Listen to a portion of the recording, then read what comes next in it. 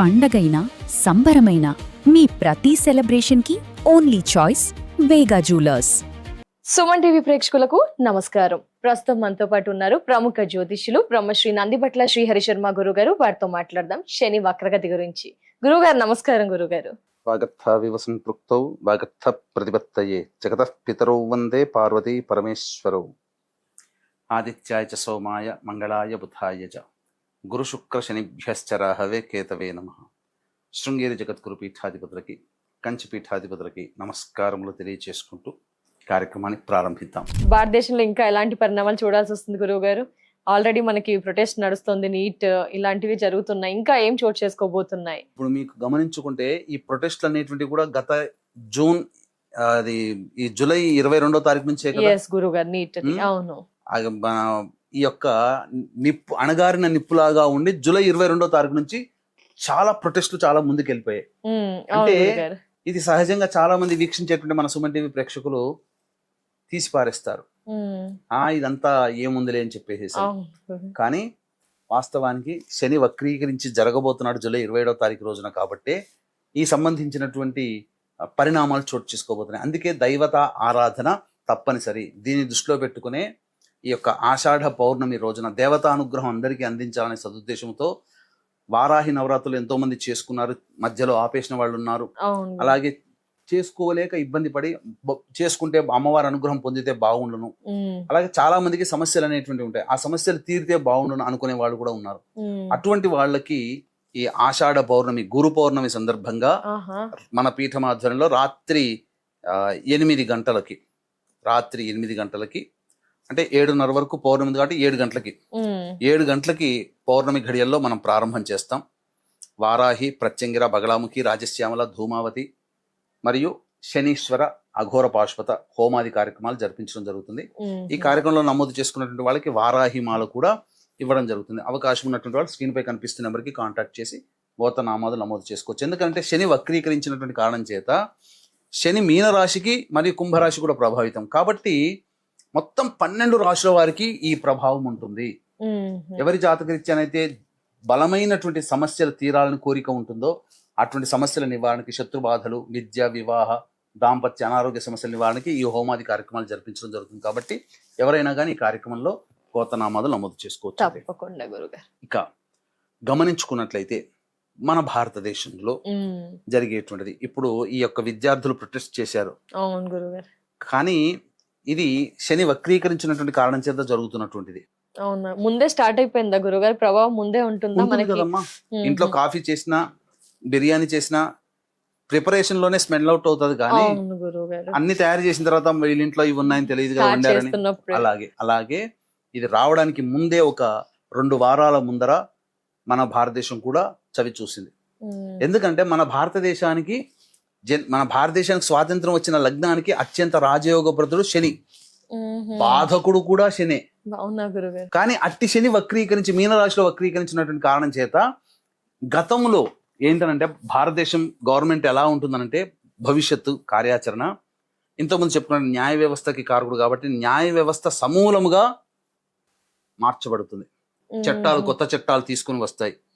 ముఖ్యంగా శని నిష్పక్షపాతానికి కారకుడు కాబట్టి అడ్డదారుల గుండా సంపాదించేటువంటి వ్యక్తులందరూ కూడా బయటపడతారు. ఇప్పుడు అనేక మంది రహస్యంగా దాగిన వాళ్ళ చరిత్రలన్నీ ఇప్పుడు బయటపడతాయి.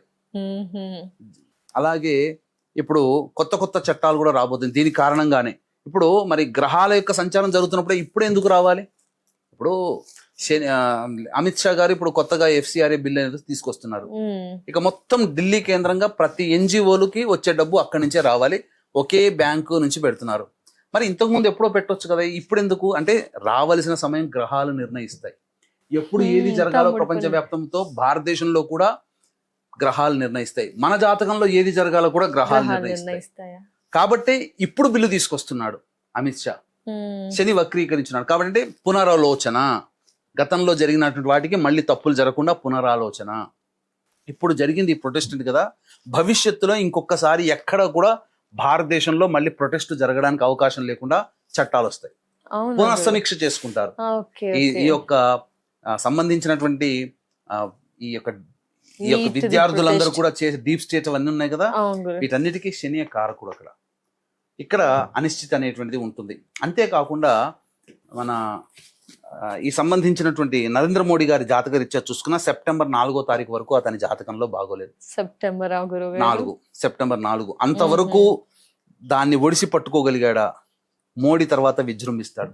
ఆహా, ఇంకా తప్పదు. తప్ప అంటే తర్వాత గట్టిగా మంచి రిజల్ట్స్ అనేటువంటి మోడీ చాలా దుందుడుకు చర్యగా సెప్టెంబర్ 4 వరకు అతనికి బాగోలేదు. అంటే ఓపిక పట్టాలా, ఏం చేయాలంటారు ఓపిక గురుగారు? పట్టాల్సింది అంతవరకు అన్నిటికీ అది జరుగుతుంది. నిన్న నైట్ అందరికి మెసేజ్ చెప్పారు కదా, ఇలా అని నీట్ గురించి ఇలా జరిగింది, ఇక మీద జరగకుండా చూసుకుంటాం అది అలాంటివి. సెప్టెంబర్ 4 వరకు అతనికి మీద అభాండాలు అనేటువంటివి, అతన్ని క్యారెక్టర్ అసాసినేషన్ చేయడం కానీ, అవును గురుగారు, ఇన్ని రోజులు పాజిటివ్ గా అనిపించింది మోదీజీ గారి అది. మీద, ఇప్పుడు నెగిటివ్ వచ్చేది అంతా Negative. గ్రహ ఇంపాక్ట్.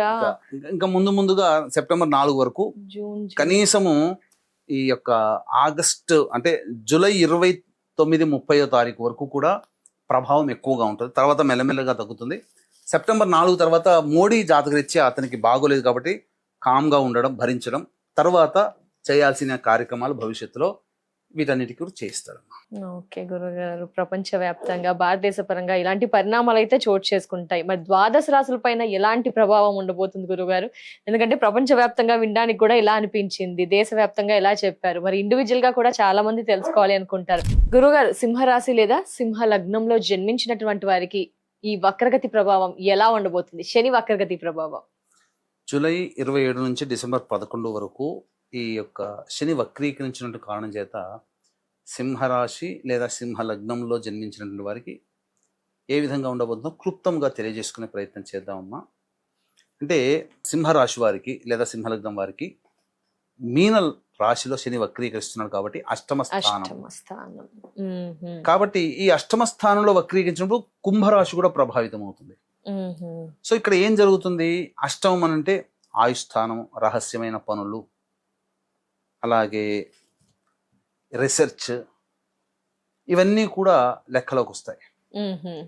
కాబట్టి ఎవరైతే రహస్య బంధాలు, చీకటి కార్యకలాపాలు చేసి ఉన్నారో వాళ్ళు మళ్ళీ తిరిగి పునఃసమీక్షించుకోవాల్సినటువంటి పరిస్థితి వస్తుంది. భవిష్యత్తులో సంబంధ బాంధవ్యాల మీద మళ్ళీ దెబ్బలు పడి ఎక్కువగా ఈ యొక్క సంబంధించిన అపవాదులు ఎదుర్కోవాల్సిన పరిస్థితి వస్తుంది. కాబట్టి జాగ్రత్తలు పాటించాలి. ఇప్పుడు ఈ సింహరాశిలో జన్మించినటువంటి వాళ్ళకి ప్రధానంగా చూసుకున్నట్లయితే కలిసి పనిచేస్తున్న వాళ్ళతో ఉండే సంబంధం మీద మళ్ళీ ఒకసారి ఆలోచించుకోవాల్సిన పరిస్థితి. ఇప్పుడు మీకు గమనించుకున్నట్లయితే ఇప్పుడు తోటి జీవిత భాగస్వామిని చంపుతున్నారు అని ఎక్కువ అంటున్నారు కదా, వాళ్ళందరూ ఎక్కువగా సింహరాశిలో ఉన్నటువంటి వాళ్ళే ఈ మధ్య కాలంలో ఎక్కువగా అవుతారు. జాగ్రత్తలు పాటించాలి. అందుకోసం ఆల్రెడీ ఇప్పటికే ఎక్కువ ఇక మీద కూడా. సో బాంధవ్యాల మీద జాగ్రత్తగా ఉండాలి. అలాగే ఆయుస్థానము, ఆరోగ్యం పట్ల కూడా శ్రద్ధ వహించాలి అనేటువంటిది సూచిస్తుంది. ఇక రీసెర్చ్ ఓరియంటేషన్ లో ఉన్నటువంటి వాళ్ళు, రీసెర్చ్ జరిగి ఉంటుంది కదా, ఏదైనా కొత్త నిజం తెలుసుకోవాలని ప్రయత్నంలో ఉంటారు కదా, ఏదైనా కానీ ఆ కొత్తది కనుక్కునే ప్రయత్నంలో మళ్ళీ ఒకసారి ఆలోచించుకొని ఒక పాజ్ బటన్ నొక్కి మళ్ళీ చేస్తున్న పని కరెక్టా కాదా అని ఆలోచించుకోవాల్సిన పరిస్థితి ఈ యొక్క సింహరాశి వారికి ఉండబోతుంది. నష్టాలు కూడా అధికంగా ఉండబోతున్నాయి. జాగ్రత్తలు పాటించాలి. తండ్రి గారి ఆరోగ్యం పట్ల శ్రద్ధ వహించాలి. ఏ పని చేసినా వాళ్ళకి బద్ధకం అనేటువంటిది ఎక్కువగా ఉంటుంది. గృహంలో మనశ్శాంతి ఉండదు. తల్లి గారి ఆరోగ్యం పట్ల కూడాను శ్రద్ధ వహించాలి. ఈ యొక్క స్థిరాస్తులు వేలం వేస్తారు, అంటే అమ్మకానికి పెట్టాల్సిన పరిస్థితి వస్తుంది. వాహనాల్ని కోల్పోతారు. సంతోషంగా ఉండలేనటువంటిది. Positive, negative. పాజిటివ్కి వచ్చేసరికి వివాహాలు జరుగుతాయి. కొంతమందికి పూర్వపుణ్య ప్రభావం ఉండడం వల్ల వివాహాలు జరుగుతాయి. కొత్త వ్యక్తులు జీవితంలో ప్రయత్నం చేస్తారు. ఎవరి కోసం అయితే మనం మంచి ఒక కంపానియన్ దొరికితే, వాళ్ళతో మంచిగా ఒక పార్ట్నర్ దొరికితే మంచిగా ప్రయత్నం చేసి అభివృద్ధి రావాలి అని కోరుకుంటారు కదా, వాళ్ళకి మంచి కంపెనీని దొరుకుతారు. ఎటువంటిది? వాళ్ళ జాతకంలో పుణ్య ప్రభావం ఉండడం వల్ల. ఈ పాప ప్రభావం ఉన్నప్పుడు చెప్పినటువంటి నెగిటివ్ అంతా ఇప్పుడు వాళ్ళకి జరుగుతుంది. ముఖ్యంగా కీర్తి ప్రతిష్టలు దెబ్బతినే అవకాశాలు ఎక్కువగా గోచరం అవుతాయి. కాబట్టి ఏ పని చేయాలన్నా అంతకు ముందు వరకు చకచకా చేశారు, కొంతమందికి బద్ధకం ఏర్పడుతుంది, ఏ పని చేయడం ఇష్టం ఉండదు. కానీ ఈ యొక్క పుణ్య ప్రభావం ఉన్నటువంటి వాళ్ళకి చకచక పనులు చేసేస్తారు. అసలు ఎక్కడ లేనటువంటి యాక్టివ్ పార్ట్గా మారిపోతారు. ఇలా అన్నమాట మంచికి చెడుకు ఉన్నటువంటి భేదం. శని నిష్పక్షపాతముగా ఉంటాడు కాబట్టి మంచి చేసేవాడికి మంచినిస్తాడు, చెడు చేసేవాడికి చెడునిస్తాడు. ఇదంతా కూడా శని ప్రభావం అంతా గత జన్మ కర్మ ప్రభావం మీద ఆధారపడి ఉంటుంది కాబట్టి గత జన్మల్లో మంచి చేశామా లేదా అని జాతక ప్రకారం మనం తెలుసుకోవచ్చు. పాపకర్మలు ఉన్నాయా లేదా అని తెలుసుకోవచ్చు. వాటికి మార్గాలు, ఆ పాపకర్మలు చేసినటువంటి వాళ్ళకి ఇప్పుడు పాప ఫలితాలు అనుభవింపజేస్తాడు. పుణ్యకర్మలు చేసినటువంటి జాతకానికి ఇప్పుడు వాళ్ళకి పుణ్య ప్రభావం ఉండడం వల్ల మంచి జరుగుతుంది ఈ 4.5 నెలల్లో. అందుకనే ఎవరిని వదిలిపెట్టడు కాబట్టి అందరికీ ఈ సంబంధించినటువంటి దోషము 12 రాశుల్లో 12 లగ్నాల్లో జన్మించిన వాళ్ళకు ఉంది కాబట్టి ఈ యొక్క శనిని కంట్రోల్ చేసేది గురువు. కాబట్టి బ్యాడ్ కర్మని తొలగించేది గురువు. అట్టి గురు పౌర్ణమి సందర్భంగా జూలై 29వ తేదీన మన పీఠం ఆధ్వర్యంలో అత్యంత ప్రభావాన్నిచ్చే వారాహి, ప్రత్యంగిర, బగలాముఖి, రాజశ్యామల, ధూమావతి, శనైశ్చర, అఘోర, పాశుపత మూలమంత్ర హోమాదులు జరిపించి వారాహి మాల ఇవ్వడం జరుగుతుంది. కాబట్టి అవకాశం ఉన్నటువంటి వాళ్ళు జూలై 29వ తారీఖు సాయంకాలం 6 గంటల లోపల స్క్రీన్ పై కనిపిస్తున్న నెంబర్కి కాంటాక్ట్ చేసి గోత్రనామాలు నమోదు చేసుకోవచ్చు. గురుగారు, మరి సింహరాశి వారు మీరు చెప్పిన పరిహారంలో పాల్గొనడం, గోత్రనామాలు నమోదు చేసుకోవడం బట్టి ఇంకా ఏం పరిహారం పాటించాలి అని? ప్రధానంగా ఈ సింహరాశిలో వాళ్ళు ప్రతిరోజు సూర్యుడికి నమస్కారం, సూర్యాష్టకం 6 సార్లు పారాయణం చేయాల్సిందే. ఆదివారం నాడు మాంసాహారం తినకూడదు. నిత్యము వీలు కుదిరినప్పుడల్లా శివాలయ సందర్శనం చేసుకుంటే చాలా మంచిదమ్మా. తప్పకుండా. ధన్యవాదాలు గురుగారు. నమస్కారం. సర్వం శ్రీ ఉమామహేశ్వర పరబ్రహ్మార్పణమస్తు. సో వ్యూయర్స్ చూసారు కదా, గురు పౌర్ణిమ రోజు మీరు కూడా ఆ క్రతువులో మీ గోత్రనామాదుల్ని నమోదు చేసుకోవాలనుకుంటే కనుక స్క్రీన్ పై నెంబర్ కనిపిస్తుందండి. మిగతా వివరాలని తెలుసుకోవచ్చు. నమస్కారం.